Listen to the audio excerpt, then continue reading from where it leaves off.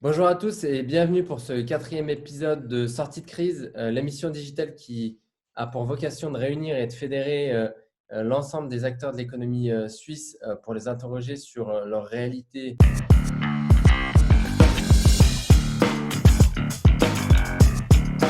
Aujourd'hui avec nous Paul Mertz, entrepreneur. Bonjour Paul. Salut Tariq. Paul, tu es entrepreneur et autodidacte. Tu as fondé plusieurs entreprises dans le domaine de l'IT, de l'immobilier, de la finance et du retail. Et tu diriges aujourd'hui le startup studio Maj Ventures qui vise à atteindre les objectifs durables fixés par les Nations Unies en créant des startups qui visent, je dirais, à participer à la décroissance de notre économie tout en améliorant notre qualité de vie. C'est bien ça. C'est bien résumé. Alors, Maj Venture, ce n'est pas un venture capital. C'est vraiment une entreprise qui crée des startups avec justement cette vocation d'avoir un aspect durable, un impact qui puisse être positif sur la qualité de vie. C'est bien ça. Oui, exactement. En fait, tout le startup studio, toute la structure du startup studio tient dans le fait de mutualiser les expériences de création d'entreprise, de gagner en expérience là-dessus avec un team central qui étudie la faisabilité des projets, les lance, les finance et les suit par la suite. Et toute cette expérience cumulée permet vraiment de réduire le risque parce que quand on parle de start-up, c'est le point central, c'est le risque et l'idée, c'est de le diminuer au maximum. Et en mutualisant aussi toutes les ressources de l'entreprise qu'on peut avoir comme le marketing, la vente, les levées de fonds, l'administratif, qui est très régulièrement requis pour le lancement de ces entreprises et le fait de le mutualiser permet de gagner en efficience. Donc, c'est la création d'une superstructure qui est spécialisée dans le lancement d'entreprises, dans la création de start-up, création de valeur et à un rythme industriel, on pense à 5 à 10 par an à peu près. Et est-ce il y a une thématique spécifique qui est rattachée à l'ensemble de ces startups ou est-ce que c'est des projets qui sont dans la même industrie? Alors non, on n'a pas de sectorisation. L'idée générale, c'est que le startup studio défend des valeurs assez fortes, de décroissance notamment.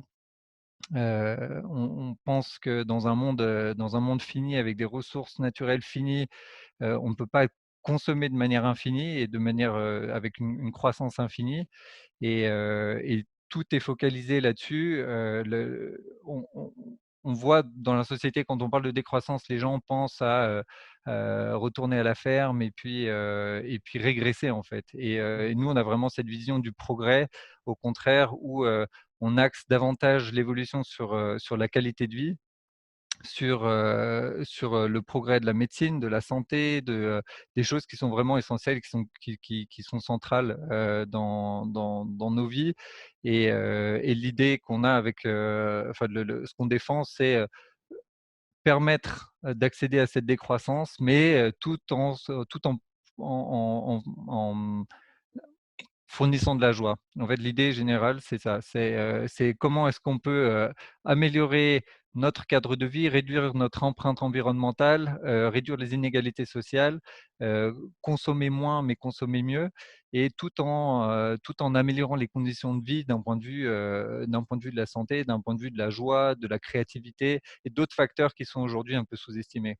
On revient un peu sur cet aspect de cette controverse qu'il y avait auparavant sur la notion de PIB, cette notion de PIB, elle était beaucoup trop axée sur l'économie et prenait pas d'autres champs en compte.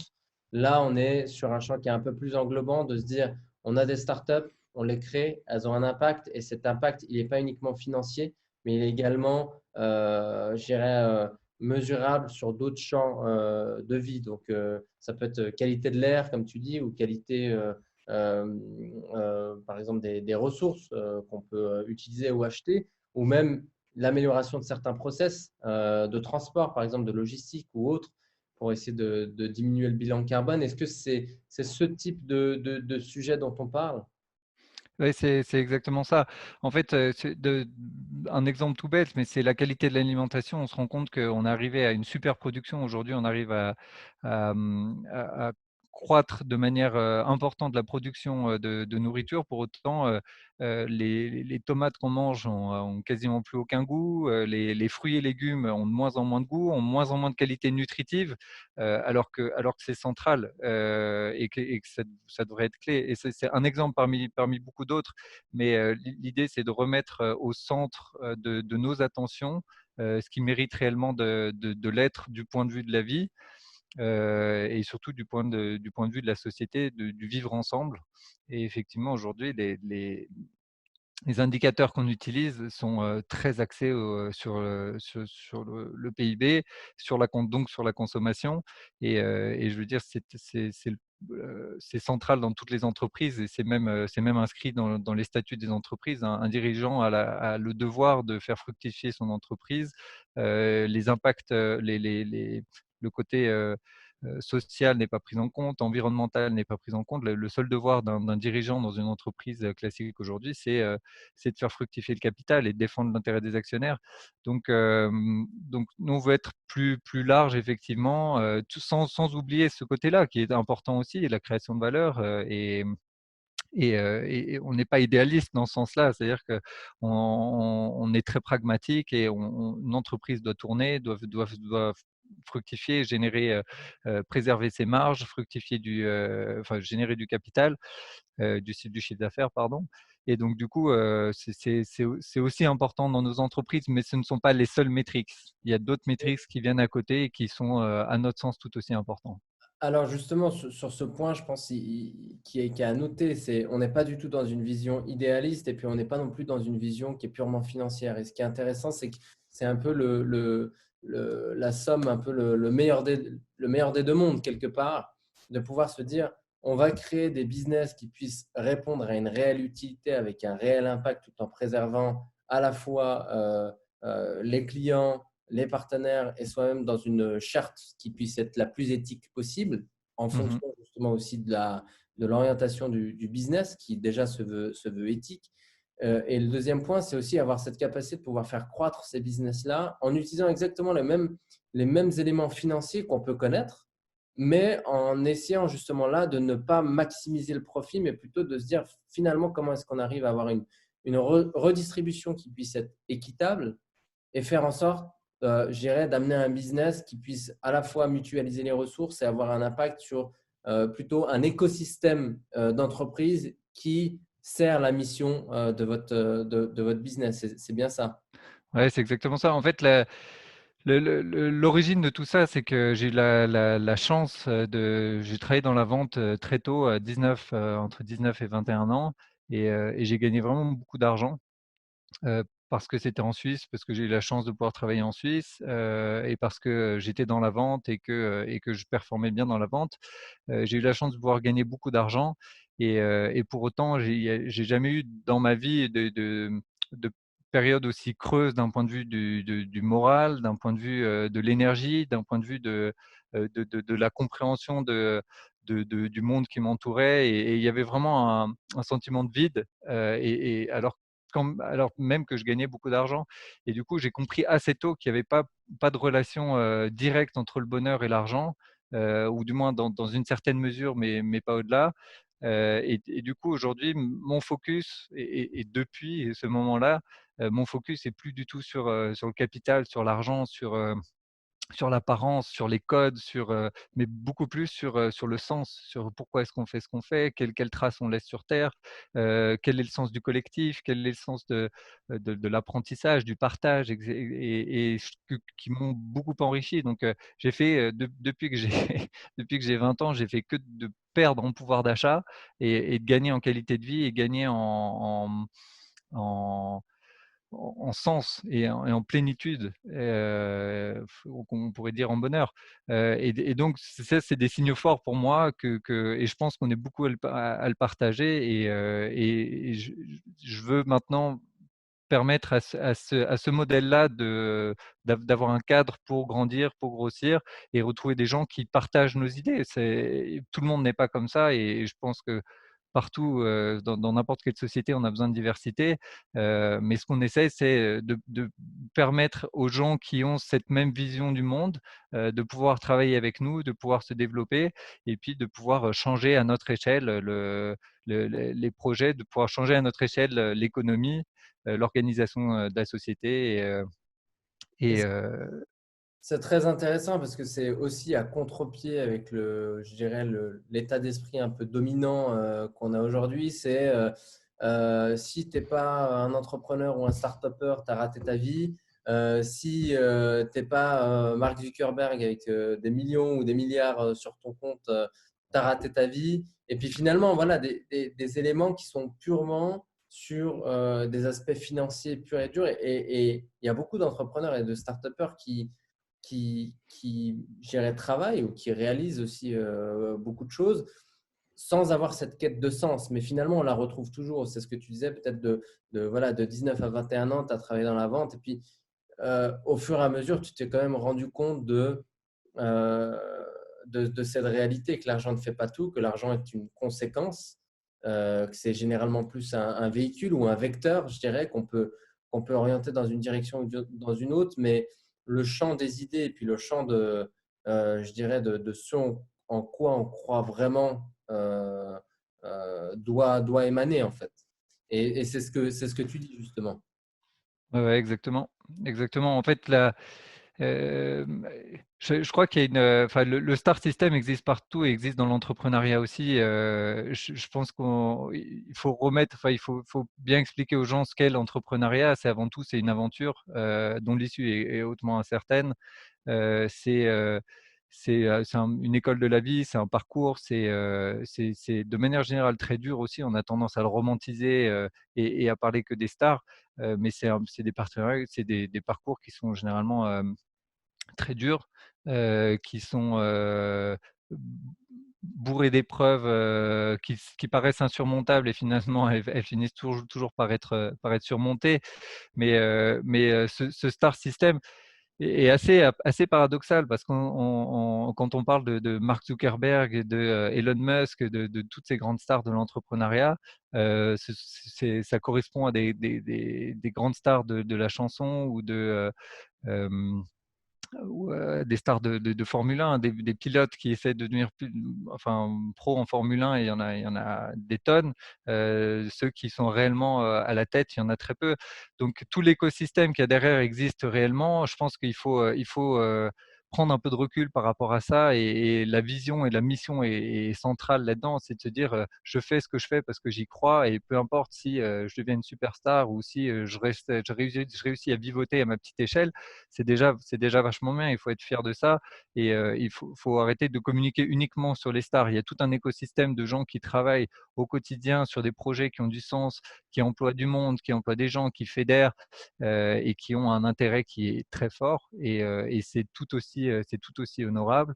Euh, et ce qui me fait marrer avec ce Start System, c'est que c'est aussi ces gens-là qu'on idéalise, sont aussi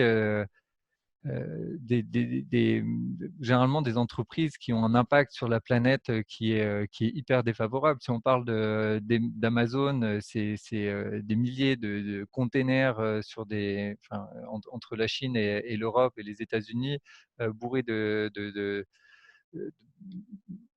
chinoiseries, on peut le dire, quoi. C'est bourré de chinoiseries, de gadgets, de trucs qui n'apportent rien d'un point de vue ni du progrès, ni de l'évolution, ni voilà. Si on parle d'Elon Musk, c'est la recherche, c'est envoyer des fusées sur la Lune, enfin, ou sur Mars.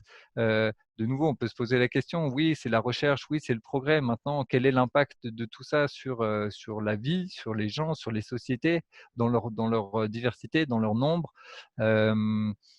On est à la fois fasciné par ces gens-là, à la fois on est aussi, on a une conscience écologique forte, une conscience sociale forte, et ni Amazon, ni Facebook, ni tous ces grands leaders ne sont réellement axés sur ni l'écologie, ni le social, ni voilà, ce sont des progrès enfin, ce sont des évolutions et des innovations qui ne sont pas forcément dans le progrès. Voilà. Mais c'est marrant parce qu'on a tendance à très très peu parler en fait d'innovations qui peuvent vraiment avoir un impact durable, des innovations dans la santé ou des innovations justement dans la manière de consommer, etc. On est beaucoup plus ancré, je dirais, dans les 50 voire 60 dernières années sur une recherche du progrès, mais un progrès qui doit être quantifiable, un progrès qui doit pouvoir enregistrer des innovations qui permettent de produire plus, qui permettent de générer plus et qui permettent justement de toucher aussi plus de monde. Je pense qu'il y a vraiment cette notion là encore, c'est toujours la même chose, de scalability, de valorisation, ce type de points dont tu parles, hein, que ce soit Elon Musk, que ce soit Jeff Bezos avec Amazon. C'est vrai qu'on est sur des sujets qui sont tout de suite d'envergure. On parle de mondialisation, on parle de présence globale, etc. Mais on n'en connaît pas en fait je dirais la face cachée. C'est finalement qu'est-ce que ça génère ça. C'est clair. Et ça revient sur ce que tu disais sur le fait qu'on est dans un monde fini avec des ressources finies, mais qu'on a un mindset qui est infini. Donc c'est bien dans le champ des idées.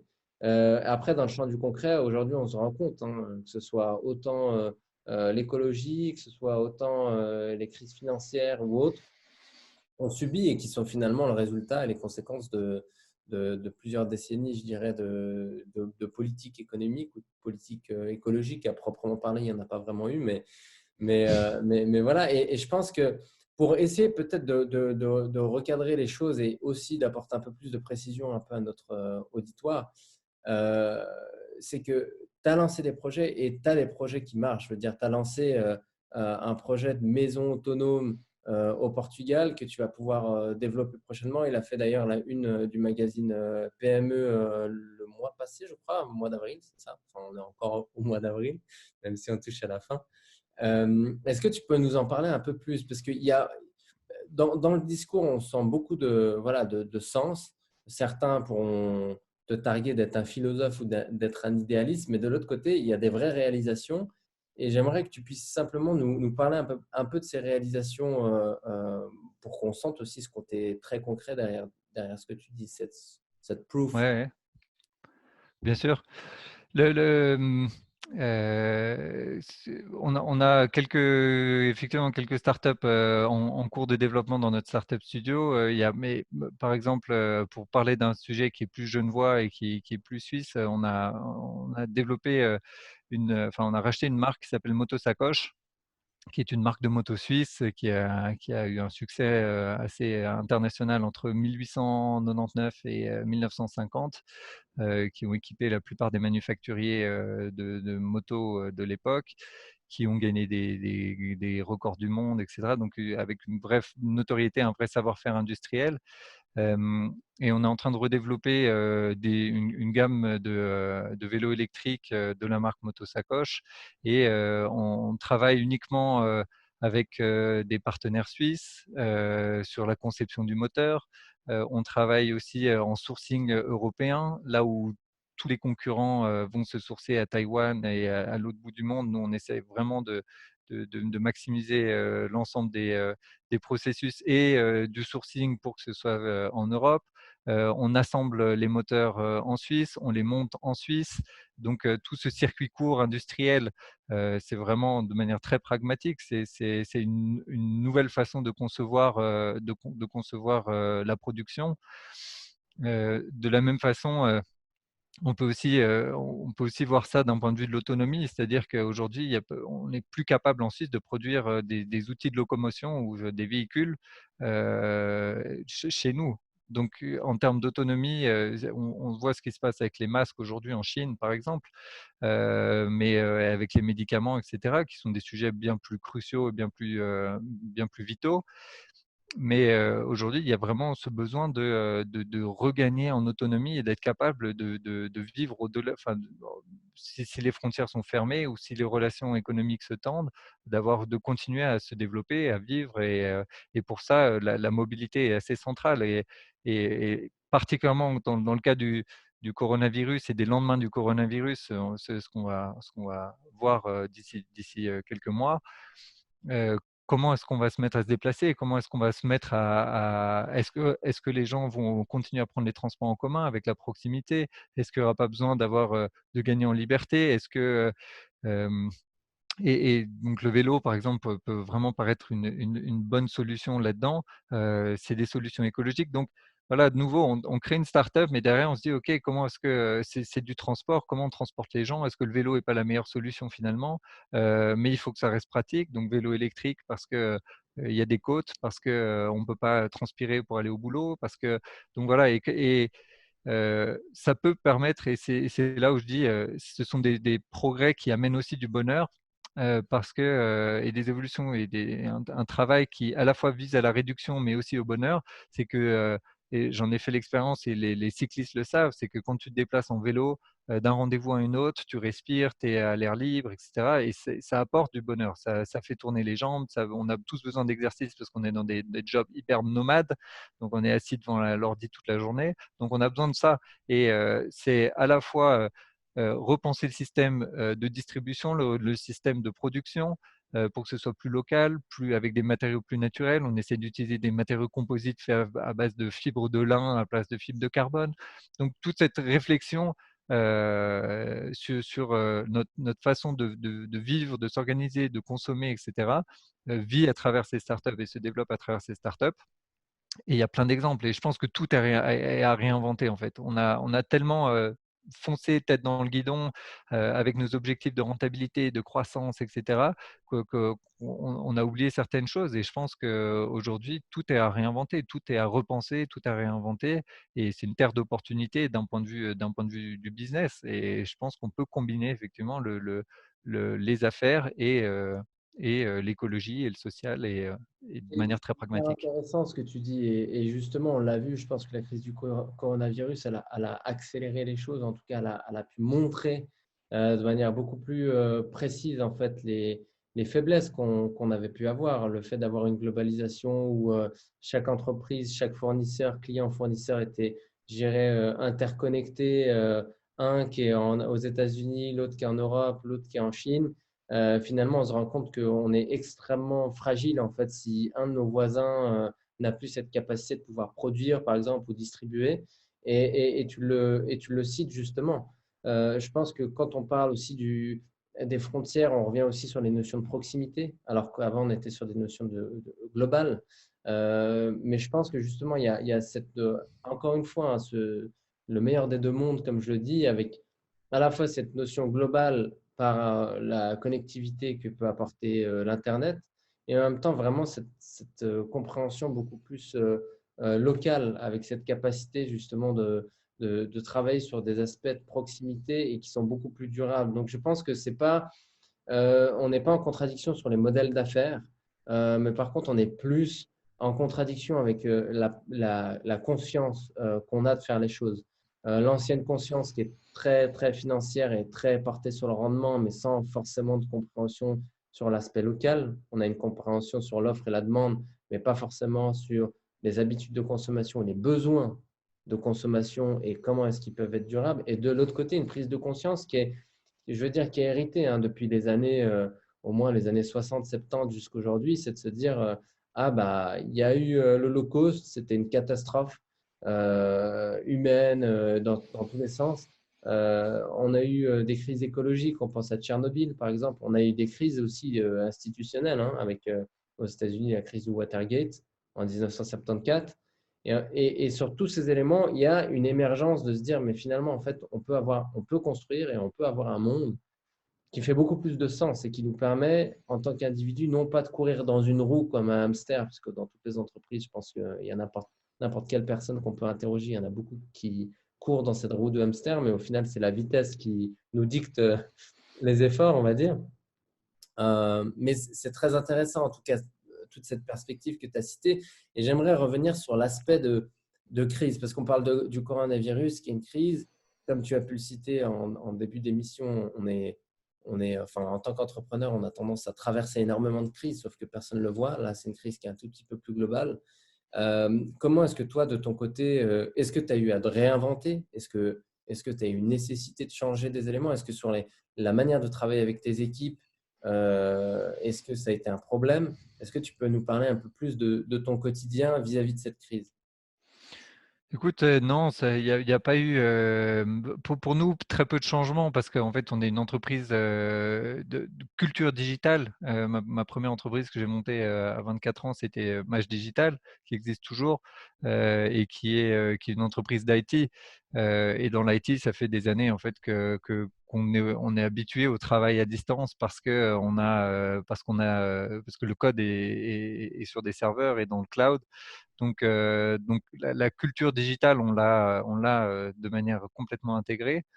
Et pour nous, ce coronavirus change quasiment rien. On a peut-être ça pèse un peu plus sur le mental parce qu'il y a cette interdiction, il y a ce confinement et ça, c'est quelque chose auquel on ne devait pas faire face avant.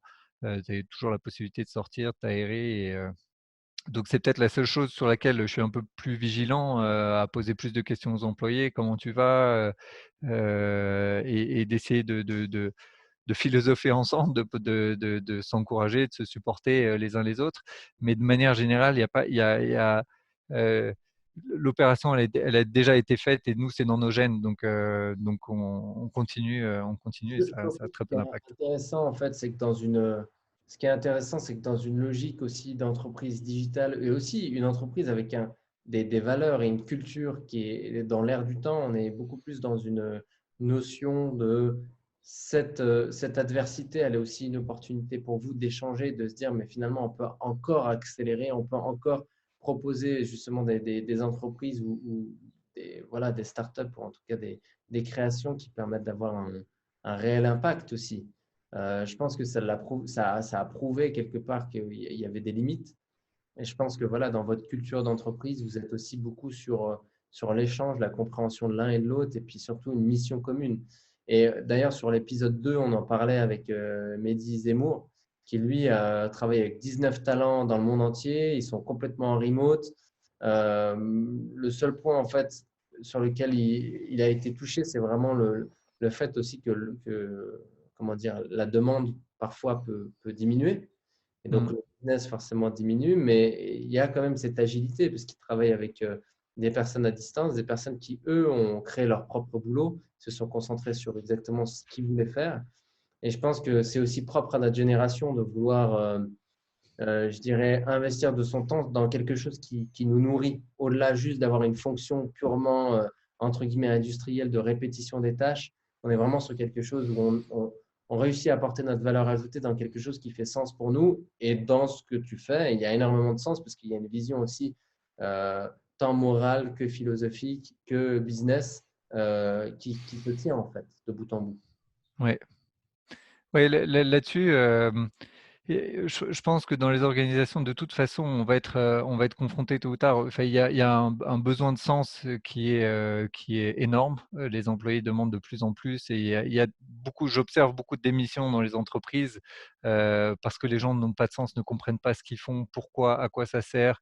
Et tu deviens, noyé dans un rouage, immense et une pièce d'un système et d'un puzzle qui est beaucoup plus grand que toi.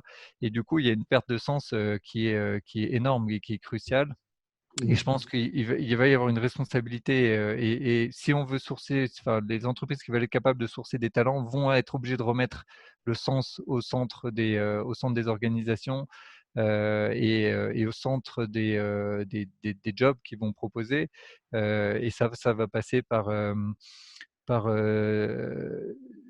de l'autonomisation, laisser aux gens la capacité d'être acteurs, du boulot, de moins de processus, et plus d'ouverture, plus de collaboration, plus heu, de responsabilisation. Parce qu'il s'agit de ça, en fait, en business, tout peut être réduit à ça. C'est que, il y a des actions à faire, donc il y a du travail, des tâches à accomplir.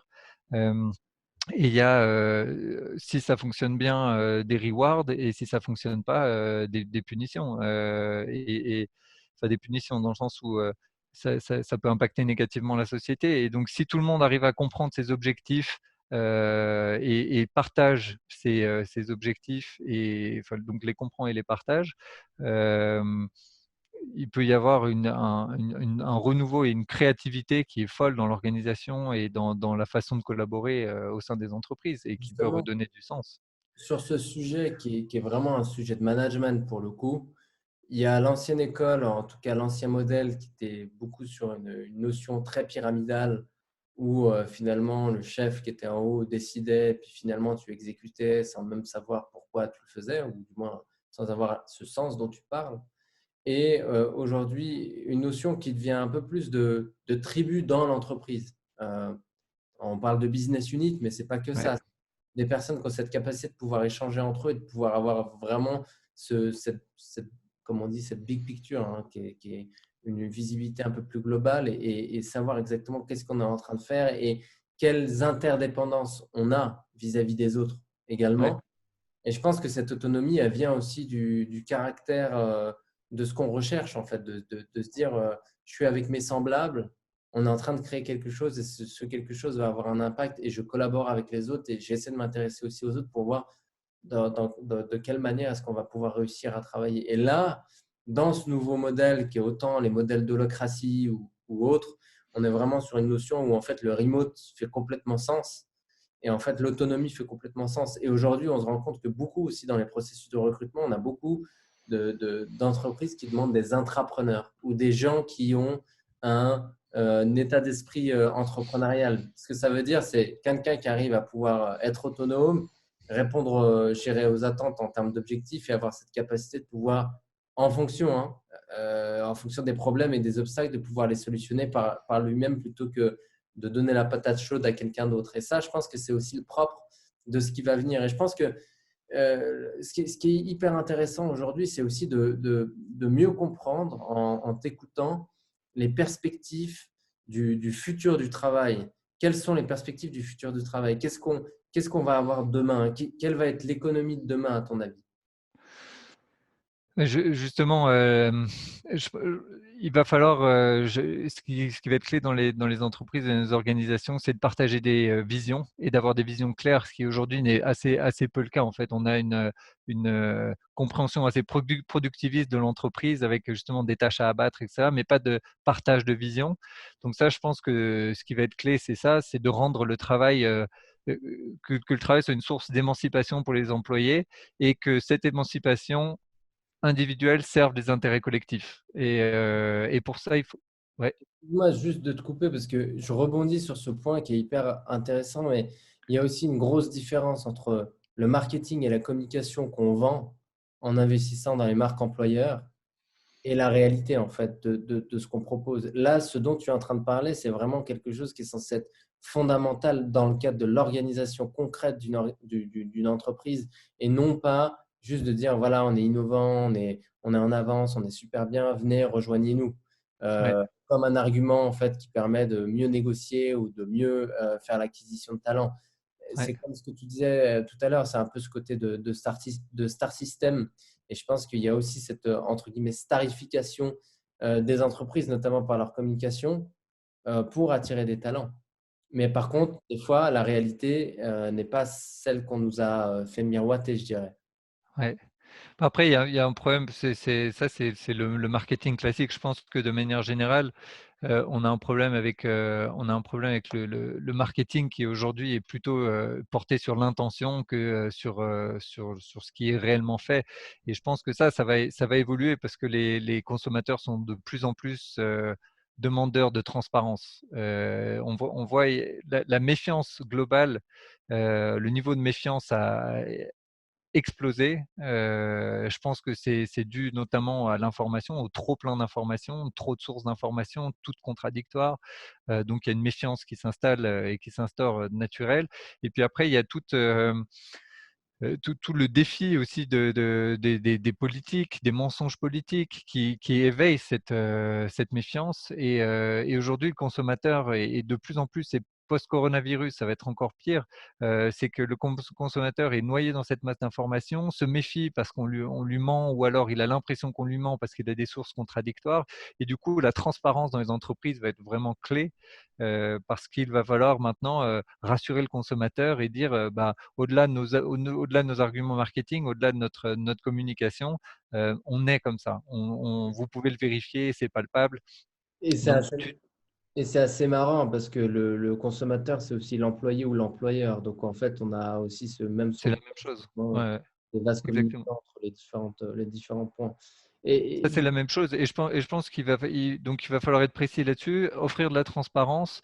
Et puis après, tu me posais la question des entreprises et comment elles doivent s'adapter. La résilience est quelque chose qui est central, c'est-à-dire que les événements, comme on les vit, qui sont des black swans, qui sont imprévisibles par définition, on en a, enfin, l'histoire en est truffée, et l'avenir en contient. On sait qu'il y aura d'autres événements comme ça. Et la résilience devient centrale dans l'organisation des sociétés. Ce qui est important, c'est de se poser des questions, de se remettre en cause, ce qui peut dans notre société être vécu comme ou qui peut être confondu avec un manque de stabilité ou un manque d'assurance. Je pense que ça devient capital. Se poser des questions, se remettre en question, changer d'avis, changer de route. Ça, historiquement, plutôt classé dans les mauvais comportements, enfin, ou les mauvaises attitudes, mauvais comportements. Je pense que c'est vraiment quelque chose qui doit être encouragé à fond. Il faut être capable de se remettre en question. C'est Nicolas Taleb qui parlait de l'antifragilité. C'est le fait de se renforcer dans l'adversité. Quand on connaît des événements comme on est en train de connaître, c'est pas simplement d'être capable de passer au travers, mais c'est de se renforcer. Et pour ça, il faut se poser des questions. Et typiquement, j'ai eu de la chance que ça m'arrive juste avant le Covid, mais j'ai liquidé tous les bureaux qu'on avait. On avait des bureaux au Portugal, on avait des bureaux en Suisse, on a tout liquidé, tout simplement parce que pour moi, dans le sens de la résilience de l'entreprise ou de son antifragilité, ça n'avait plus de sens d'avoir des bureaux. C'est des charges, ce sont des charges. Ça crée un cadre fixe qui nous force à être assigné à une localité, à un endroit, alors qu'en fait, on peut être très fort en étant dispatché. c'est Euh, c'est ouais, super intéressant ce que tu dis, dans le sens où là, tu es clairement en train de parler d'agilité et de quitter sa zone de confort au sens propre du terme. Et on, on va pouvoir dire, dans ce type de cas, c'est extrêmement difficile comment dire, comment est-ce que tu fais avec des, des employés qui viennent, comment est-ce que tu les onboards? Comment est-ce que tu arrives à créer cette confiance? De ce que je comprends, tu as un noyau déjà dur de personnes qui te suivent depuis longtemps et qui sont aussi en phase avec ce en quoi tu crois et puis cette philosophie que tu portes, qui est une philosophie très morale et très porteuse de sens en tout cas. Euh, Sans bureau, comment est-ce que tu arrives toujours à garder cette cohésion d'équipe? Comment est-ce que tu arrives à toujours pouvoir aussi onboarder les gens? Est-ce que c'est parce que tu vas chercher des gens qui ont également cette culture? non, c'est effectivement dans la capacité à partager une vision et à s'assurer qu'on a des visions, qu'on se bat pour les mêmes choses, en fait, qu'on a envie de travailler pour les mêmes choses. Je travaille beaucoup avec des gens qui vivent leur travail comme justement une source d'émancipation et pas comme comme une cause d'aliénation. Et leur travail, c'est vraiment une réalisation d'eux-mêmes, ça a du sens dans leur quotidien. Et pour ça, il n'y a pas trop de mystère. C'est que j'ai recruté beaucoup, j'ai licencié pas mal, et il y a beaucoup de gens qui sont partis aussi. C'est-à-dire qu'il faut pas avoir peur de on peut pas plaire à tout le monde, et il faut travailler sa singularité, oser être soi-même, et s'entourer avec de gens qui partagent certaines choses. Et il faut pas voir le fait de rentrer dans une entreprise et de la quitter, c'est pas un drame. Enfin, je veux dire, c'était peut-être il y a 20-30 ans, on voyait ça comme un drame. Aujourd'hui, on sait que les gens passent d'une boîte à l'autre, et c'est dans cette agilité même que je trouve qu'on se renforce en tant qu'entreprise. Et non seulement on a, par exemple, liquidé nos bureaux, mais aussi on travaille de plus en plus avec des freelances, avec des gens externes. parce qu'ils ont des compétences précises à un moment donné dont on a besoin, mais le marché change, donc on a besoin d'autre chose. Et cette mutation permanente du marché, aujourd'hui, elle correspond assez peu à une organisation qui est fixe, avec ses employés fixes, avec ses bureaux fixes, avec pour s'adapter au monde qui change, on a besoin de structures qui sont capables de bouger aussi et de s'adapter. Et aujourd'hui, on parle d'asset free dans le cadre des entreprises. Et c'est vraiment mon point de vue, c'est qu'on doit développer ça. Et tout le challenge, c'est de favoriser la collaboration avec des gens sur des périodes courtes et d'être capable de les onboarder rapidement, de travailler avec eux sur un aspect du business, de se séparer par la suite, revenir ensemble peut-être. Et Mais il s'agit de ça quand on parle d'agilité, en sur fait. ce que tu dis, justement, moi je trouve très intéressant, c'est que quelque part, on va avoir un modèle de freelance ou d'indépendance qui va commencer à devenir de plus en plus massif. On parlait de gig economy depuis maintenant à peu près une décennie. On a l'émergence justement des freelanceurs et puis des personnes qui sont vraiment indépendantes. On a des espaces de travail qui sont partagés, un peu comme un café où tu arrives et tu te poses et puis tu as la possibilité de payer. Tu as vachement ça, mais il y a un point, moi, qui me travaille quand même et qui m'interroge, c'est le fait qu'on arrive quand même dans un modèle où on arrive sur une liquidité, enfin, un monde du travail qui est liquide, qui est de plus en plus liquide, avec de moins en moins de sécurité comparé à avant. Il y a un véritable changement de paradigme et on se rend compte aussi qu'il y a une défiance politique en se disant, mais finalement, ce n'est pas le politique qui va me permettre de préserver mon emploi. Et finalement, je suis capitaine de mon propre bateau, on va dire. Et là, à ce moment-là, en fait, il y a une nouvelle forme qui est en train d'émerger et peut-être que le coronavirus va accélérer ce processus-là dans les prochaines années.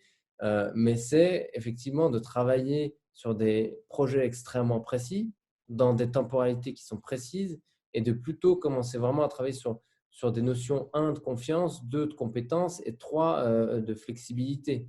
Mais là, on arrive quand même sur un marché du travail qui est complètement liquide et où les acteurs de ce même travail qui, à la base, étaient des employés, deviennent leurs propres employeurs.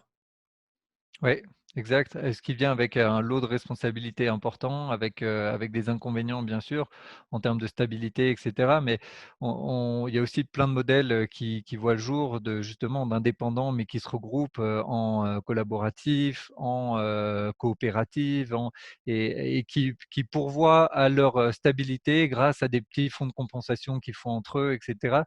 Donc il y a des modèles de société alternatifs au paternalisme. Et aujourd'hui, la plupart des entreprises sont dans un paternalisme avéré et fort de l'entreprise qui prend soin de moi, qui me garantit que, et si c'est pas l'entreprise qui le joue, c'est l'État. C'est vrai que les gens sont dans cette relation d'assistanat, c'est-à-dire même s'ils sont actifs, même il y a quand même un moment, j'attends qu'on me sauve si ça va pas, quoi. Et je suis pas responsable de moi-même jusqu'au bout. C'est-à-dire que j'attends qu'il y ait, et c'est normal en partie parce qu'il y a un système qui est autour de ça. Mais c'est vrai que de plus en plus, les gens viennent à l'indépendance au niveau et se libèrent du salariat ou s'émancipent du salariat pour devenir indépendant.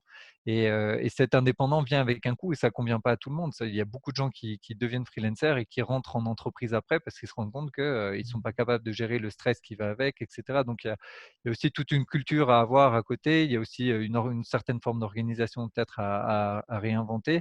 Mais je crois aujourd'hui que de toute façon, le marché se dirige vers ça et ça va être de plus en plus le cas que les entreprises qui vont bien marcher sont les entreprises qui sont capables de créer, d'ordonner cette liquidité du travail. Ouais, super. Si tu avais un conseil ou des conseils à transmettre à des entrepreneurs ou même des employés ou des dirigeants, quels seraient-ils? De quel point de vue? Des conseils sur… On a commencé sur une note très philosophique. Ouais. Alors, un petit bagage, une petite ressource philosophique à peut-être partager avec tout un chacun pour les aider dans cette période de crise, ce serait quoi? Ouais, ce serait je pense alors à l'échelle individuelle, il y a des pistes, enfin bon, les pistes que j'imagine en tout cas sont la frugalité qui me semble clé aujourd'hui. C'est vrai qu'on est dans un système de consommation où en fait toute notre entreprise repose sur toute notre société pardon repose sur la consommation. Si aujourd'hui on arrête de consommer, on sait très bien que l'essentiel de notre économie va ralentir de manière forte et catastrophique. Et on a aujourd'hui assez peu d'autonomie. On se rend compte que si il y a plus d'argent, s'il y a plus d'économie, il y a plus d'argent. S'il y a plus d'argent, il y a plus à manger. Et on se rend compte qu'on n'est pas autonome. Et donc, la frugalité, de recentrer sur ce qui est vraiment vital, je pense que c'est important de cultiver son jardin. C'est simplement ça. C'est Voltaire qui faisait dire ça à Candide, mais l'idée qu'il y a derrière, c'est de se recentrer sur les choses qui sont vraiment importantes. C'est le temps en famille, c'est les amis, c'est le jeu qui est complètement sous-exploité aujourd'hui. On joue plus beaucoup, mais pourtant ça occupe vraiment agréablement le temps et ça permet, c'est très riche. Donc de jouer, de faire du sport, d'être dans la nature, de revenir à des choses qui sont plus simples, plus centrales. Je pense que d'un point de vue personnel, de toute façon, c'est important. On va se rendre compte que le cash, l'argent, on ne le mange pas, on ne le croque pas, ça ne nous nourrit pas. Donc il va falloir repenser à ça. Et puis après, d'un point de vue de l'entreprise, travailler sur sa transparence, sur sa proposition de valeur, c'est d'être capable de rendre des comptes, parce qu'on va nous demander maintenant de plus en plus de rendre des comptes, donc d'être capable de les rendre et de réinventer, d'utiliser en fait toute l'intelligence disponible dans les entreprises pour réinventer le business vers quelque chose de plus durable, de plus soutenable. Alors ça peut sembler lointain comme ça, mais il y a plein de choses à faire. Si on regarde l'économie circulaire, l'économie du partage, c'est des business où les modèles à réinventer ne sont pas hyper compliqués et il y en a beaucoup. Donc, et en partie, il y a tout ce travail de fond à faire sur la proposition de valeur. Qu'est-ce qu'on fait? Et sur la qualité aussi. Je trouve qu'on a dégradé constamment la qualité. Alors l'exemple le plus parlant, c'est l'aspirateur ou la machine à café qui durait avant 50 ans et aujourd'hui on l'achète, elle dure 5 ans ou 4 ans ou 3 ans. Et il n'y a pas qu'une volonté de créer de l'obsolescence programmée pour générer du cash derrière. Il y a aussi que les consommateurs demandent à acheter moins cher, moins cher, moins cher, et qu'à un moment, ça se fait au détriment de la qualité. Donc, de venir avec des solutions beaucoup plus qualitatives en remettant au centre la durabilité, la réparabilité, le fait de pouvoir utiliser quelque chose pendant longtemps, ça, c'est des promesses d'entreprise qui vont avoir du sens et qui vont rencontrer un écho. Et je pense qu'aujourd'hui, une partie des consommateurs, les plus privilégiés, les CSP+, ouais, les bourgeois et plus, vont être dans cette démarche de racheter ou d'acheter des éléments de qualité, d'être capable de dépenser plus si c'est de la qualité et si c'est sourcé et si les conditions de production respectent l'homme et l'environnement. Après, pour une partie de la population, pour les plus pauvres, l'écologie et le social, etc., ça reste des concepts. Je veux dire, faut pas se leurrer non plus. C'est une, euh, c'est une préoccupation de bourgeois, l'écologie et le social. Pour la plupart des gens, il s'agit juste de manger. Et en ce sens-là, je pense que la Chine va repartir à fond les ballons parce qu'on va avoir de moins en moins enfin, l'économie n'aidant pas, il va y avoir de plus en plus de pauvreté et la pauvreté, elle se démerde. Donc il va falloir acheter des trucs pas chers et puis et ça, la Chine sait très bien faire. Entre autres, ils ont beaucoup amélioré leur qualité de production aussi sur certains aspects. Mais je veux dire, il y a ces 2 mondes qui fonctionnent en parallèle aussi et je pense que c'est aux classes, qui aujourd'hui ont les moyens, la classe moyenne et les gens les plus riches, c'est à eux de montrer le chemin parce que, hem, en dessous, ils ne peuvent pas. Enfin, je veux dire, les classes qui ont moins d'argent n'ont pas accès à ce genre de privilèges. C'est un peu plus penser global et jouer sa part, euh, essayer de mutualiser ou en tout cas essayer de donner un élan avec ce qu'on peut faire à notre niveau. Sans forcément parler d'impact à des millions de personnes ou des milliards de personnes, mais si on arrive déjà à le faire pour soi-même, c'est déjà top. 2, 3, 4, 5, 10, 20, 30 personnes autour de nous, c'est déjà quelque chose qui a un impact. C'est ce que tu dis. Ouais, bien sûr. Et puis après, il faut être très vigilant parce qu'il y a beaucoup de gens. C'est au centre aujourd'hui. L'écologie et le social est au centre de toutes les discussions. Mais quand on se rend compte en fait, il y a cette schizophrénie dont je parlais au début. Et ça, il faut en être conscient. Je pense que c'est notre rôle. Ceux qui ont les moyens d'avoir ces considérations-là, c'est vraiment à nous de d'amener ces solutions et de proposer des modèles alternatifs, etc. Et aujourd'hui, on voit que il y a quand même un discours très écologiste, très porté sur le social, mais à côté de ça, il y a des comportements qui sont en antagonisme complet. On parle par exemple de EasyJet. EasyJet a fait que croître ces dernières années. Et on sait que les gens prennent de plus en plus l'avion pour faire des sauts de puce, pour aller à Milan s'acheter des pompes. Et donc, il y a quand même à la fois ce discours de il faut arrêter de polluer et puis et on fait des efforts, on fait le tri, et puis à la fois sur des comportements réels, non, on continue à prendre l'avion, on continue EasyJet a cru ces dernières années avec des chiffres qui font envie à beaucoup d'entreprises et beaucoup de secteurs. Si on parle de la mode, c'est Ortega et c'est un des patrons les plus riches du monde. Donc c'est Zara, c'est la fast mode, c'est la fast fashion, c'est la pollution, c'est le Pakistan, c'est les conditions de production qui sont mauvaises. Donc on continue à consommer de manière massive des produits qu'on sait ne sont pas bons pour l'environnement ou n'encouragent pas un changement. Et à côté de ça, on défend au niveau des valeurs. Et je pense que ça, il faut le régler, cet antagonisme. On ne peut pas être tout feu tout flamme pour l'écologie, et puis au moment et dans sa consommation, dans sa façon d'être et dans sa façon de consommer au quotidien, être complètement en décalage avec ces valeurs-là. C'est Donc ça, aussi il faut être prudent. la prise de conscience individuelle et puis cette capacité à être responsable par rapport à ce qu'on voit, hein, et ce qu'on sait. Ouais. Euh, je pense simplement pour rebondir avant de terminer cet épisode, euh, tu parlais justement de cette notion un peu de discours et d'antagonisme entre le discours et puis le concret. C'est vrai que les discours ont tendance à faire la pédagogie en fait à la masse.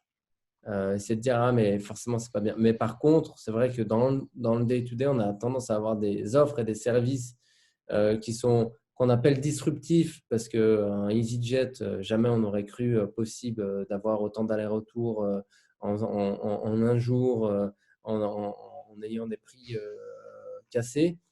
Mais là encore, on obéit quand même à une manière financière, hein, d'aborder les choses, que ce soit à titre personnel ou à titre d'entreprise.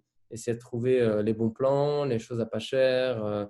Et puis finalement, on n'a pas forcément de limitation en termes géographiques non plus. Donc je pense que dans ce que j'ai entendu de ta part, c'est vraiment de se dire, ah, je suis autonome, j'ai cette conscience-là, et parce que j'ai cette conscience-là, déjà, je l'applique pour moi. Même si je sais que je ne peux pas changer les choses pour tout le monde, je le fais déjà pour moi, et peut-être que ce sera une bonne chose. Pour rebondir et accorder pardon, avec ton business, c'est aussi de créer des écosystèmes qui puissent se nourrir les uns les autres et qui puissent justement créer cet impact dont tu es en train de parler, avec un discours qui est aligné par rapport aux actions. Oui, complètement. Complètement. En fait, aujourd'hui, le mot innovation, parce que tu en parlais, le mot innovation est complètement galvaudé. On parle d'innovation quand on a remplacé des aiguilles d'un tableau de bord sur une voiture par un écran qui affiche ces aiguilles. En fait, aujourd'hui, que tu le vois avec Apple, c'est criant, et leurs iPhones, c'est 2 capteurs, 3 capteurs, 4 capteurs, 8 capteurs, 12 capteurs.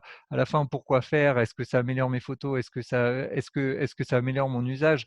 J'en suis même plus sûr. En fait, aujourd'hui, on confond déjà innovation et consommation, parce que en fait, c'est pour pousser à la consommation qu'on crée des gadgets qui n'ont pas vraiment d'utilité, mais qui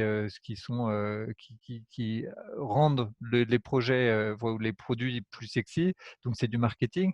Et puis, si on parle de progrès, aujourd'hui, on fait très peu de progrès à l'échelle de notre société tout entière. On fait très peu de progrès. Pour avoir du progrès, il faudrait avoir une vision. Et aujourd'hui, on a très peu de vision. On est dans l'instantané. On est dans la parce que et l'exemple encore une fois du Covid est criant, c'est que on a une pandémie mondiale, tout le monde se met à investir massivement dans la biotech et dans la pharma. C'est avant qu'il fallait investir dans la pharma. C'est sur ces sujets capitaux qu'il fallait anticiper de longue date et de comprendre surtout que ce sont des sujets qui sont compris et qui étaient en discussion depuis longue date. Et donc, en fait, on part au plus urgent, on suit les marchés, on suit les tendances, on est très opportuniste. Aujourd'hui, ce qu'il faut développer, il faut se remettre à développer des visions et voir long terme et penser notre société et arrêter de se perdre dans les gadgets, dans l'innovation qui n'en est pas. Et ça demande un certain caractère. Et aujourd'hui, j'ai l'impression qu'on a plus beaucoup de gens n'ont le temps ou la patience ou l'envie de se plonger là-dedans. On est tous tête dans le guidon. C'est une espèce de course endless game. Il n'y a pas de gagnant. C'est juste une course infinie et on ne sait pas où on va, mais on y va. Et voilà, nous, ce qu'on essaie de faire, en tout cas, c'est de prendre du recul, de lever la tête et de se dire, OK, qu'est-ce qu'on fait. C'est vrai que ça aurait été plus facile depuis le début pour moi d'investir dans la tech ou fintech, adtech, peu importe, mais dans des projets ou des secteurs qui sont hyper porteurs et sur lesquels c'est plus facile de faire du cash que d'essayer de donner du sens à tout ça. Et donc, ça demande un peu de courage et certains sacrifices. Maintenant, il y a une autre forme de compensation qui est plus interne, qui est plus portée sur les émotions et sur l'utilité. Et il faut savoir se satisfaire de ça, quoi. Merci beaucoup, Paul. Merci Avec plaisir. merci pour ton intervention. Merci pour aussi ce partage qui est hyper riche. Et je pense que l'audience qui nous regarde va beaucoup apprécier. En tout cas, s'ils arrivent à ce passage-là de la vidéo, c'est qu'ils sont restés avec nous jusqu'au bout. Ils ont trouvé ça T'es hyper courageux.